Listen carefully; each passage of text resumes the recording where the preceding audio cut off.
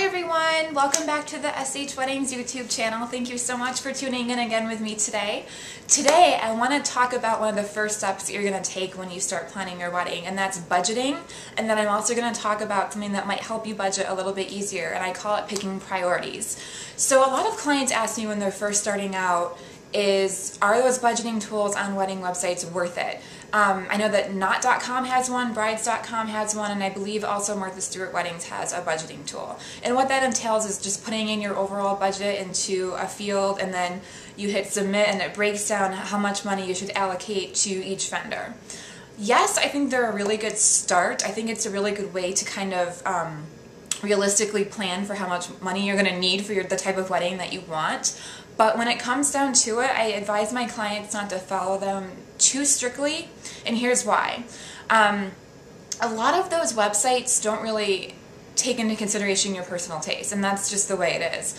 I really want my clients to be really happy with the purchases that they've made, and I always tell them that this is a really easy way to do it, and it's called picking priorities. I tell my clients to pick 3 priorities for their wedding that are really, really important to them, and then cut back on a few other things so that they can afford those things. For example, when Josh and I were planning our wedding, photography was by and far the most important thing to us. We really wanted a high-end photographer, and we wanted images that we'd be happy with for years and years to come. For us, that was just the biggest thing. So we went ahead and went a little bit too much over budget probably, but for us it was really worth it. We hired a photographer that we absolutely loved.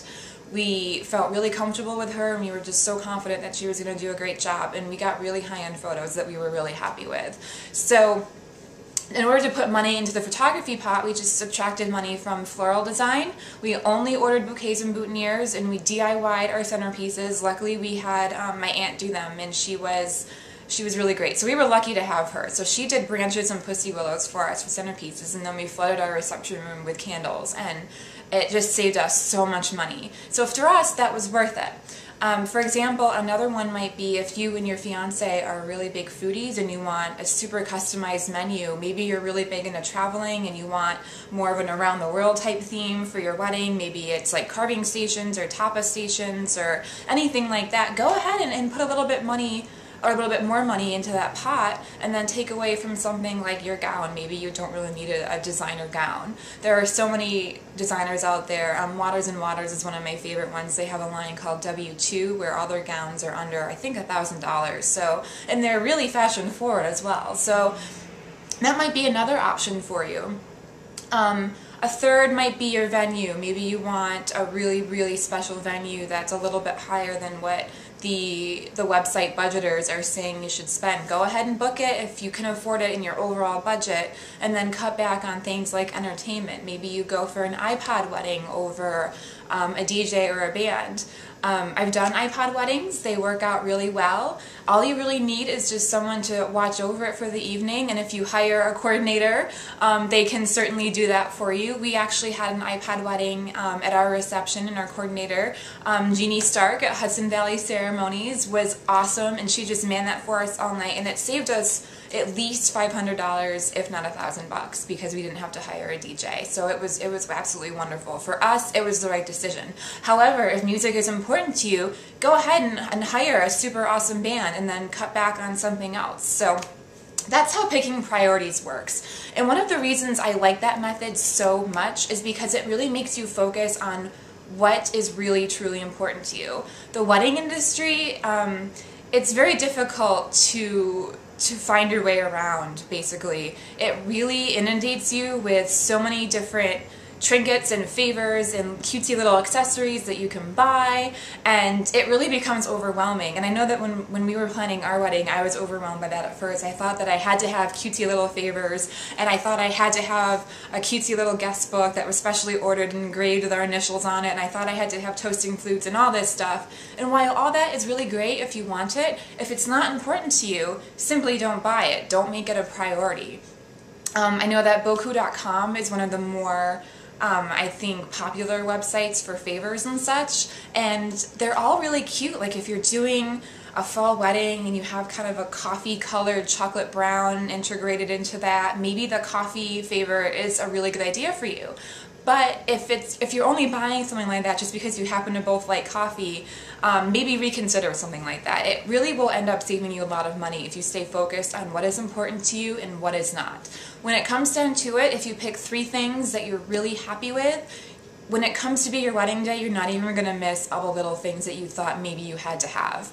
I know that it's also easy to go into craft stores. I know that I'm a craft store junkie. Josh hates going to Joann Fabrics with me on Saturdays, but I drag him along anyway.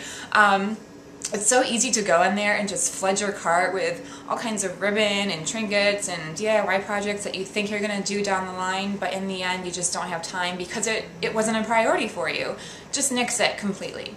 So to sum up, basically what I suggest to clients is go ahead and use those online budgeters, use them as a guideline only. When you sit down and really figure out what you want and start researching vendors, go ahead and tailor your budget accordingly. If you find a photographer that you've already met with that you just have this really good gut feeling about and she's maybe $1,000 or $2,000 over what you should be spending, cut back on something else because it will be so worth it to have a vendor that you absolutely love. And again, that goes for anything. Whatever your priority is, be it entertainment, you want to spring an extra $1,000 for a photo booth, you want to have that custom menu, you want really beautiful floral centerpieces, whatever's important to you, go for it. Pick 3. Anything else, it's just going to be unnecessary. You can make do within that budget for things that you will be just as happy with if you have 3 things that you absolutely love. The DIY movement is really big in weddings. I know I talked about that in my first welcome video. Go ahead and try to save money by DIYing projects as well. You can DIY your programs and invitations. It might be a little bit more of a headache, but it might be worth it if it's not a super big priority for you to have them letterpressed or what have you. So there are so many ways to save money on the things you choose to cut back on. They don't really sacrifice quality or meaning. So that's really it. I really hope that was helpful for you, and I'm really going to look forward to suggestions and feedback and comments. If that works for you or it doesn't, or you have questions, please let me know. In my next few videos, I think I'm going to start talking about unique wedding ideas that don't cost you a lot of money and that are really going to make your reception memorable. So stay tuned, and I will talk to you then. Thank you so much. Bye.